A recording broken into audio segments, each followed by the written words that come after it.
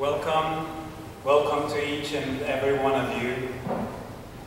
Welcome to Vine Street Christian Church, where today we gather for this sad and yet joyful occasion when we come together to give thanks for the life of Jack Forstman, all that he has meant to us,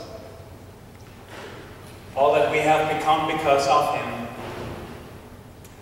We gather here to worship, and I trust that you will hear Jack's spirit not only in the opening hymn, but in many other elements of this service. And now listen with me to these words from Paul's letter to the Galatians in the 2nd chapter. I have been crucified with Christ, and it is no longer I who live, but it is Christ who lives in me. And the life I now live in the flesh, I live by faith in the Son of God, who loved me and gave himself for me. Please stand and let us sing the opening hymn together.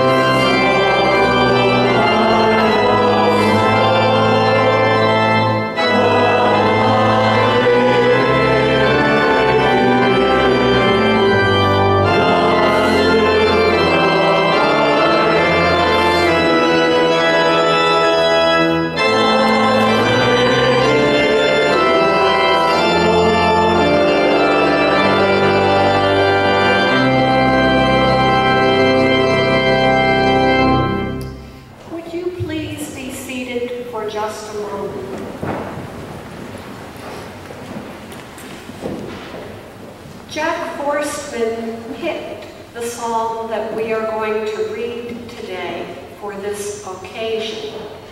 And last night, when I was reading the work on it by Walter Harrelson, I thought there are pieces of it that might move past you too quickly to catch them. So I want to give you a little lesson about what it is that you're going to be saying. So if you look at your statement in the bulletin, we're going to read this responsively. And the parts that you have that I want to call your attention to are these bold printed statements. This psalm is called De Profundis, out of the depths. It's a lament of an individual, the sixth of the 7 penitential psalms. And when Walter Harrelson, who is a very good lifelong friend of Jack, wrote on this psalm for the New Interpreter's Study Bible, he said this: Psalm 130 opens with a cry from the soul's depths for God's help, and closes with a summons to the community to place its hope and trust in God. And we're going to hear that echo in the responses that you make. In the first response, we're going to learn some things, but if you, Lord, should mark iniquities, who could stand? We're going to learn some things about God's character. That this psalm says, if God were to keep track of the foibles and failures of human life, who could stand before God to plead a case? That is not God's character. Rather, God is disposed to forgive. And then you look at the second response that we're going to make. And I wait for you, O Lord, my soul waits for you, and in your word I hope. And Walter Harrelson says, waiting and hoping are almost interchangeable. Waiting at the sanctuary, perhaps overnight, is often followed by the assurance that God's help is on the way. So you wait and you hope. And then the final refrain that you're going to read will be, O Israel, hope in the Lord, for with the Lord there's steadfast love. And Walter says of verses 7 and 8, the verb translated hope is another of the terms that means wait. And he points out that the psalmist here echoes Jeremiah's promise, I will forgive their iniquity and remember their sin no more. Stand with me, please, and we're going to sing this song. Out of the depths I cry to you, O God. Lord, hear my voice. Let your ears be attentive to the voice of my supplication. If you, Lord, should mark iniquities, Lord, who could stand? But there is forgiveness with you, so that you may be revered.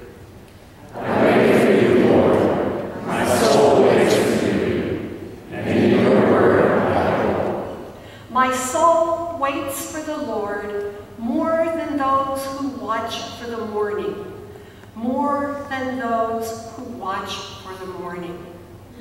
O Israel, hope in the Lord, for with the Lord there is steadfast love.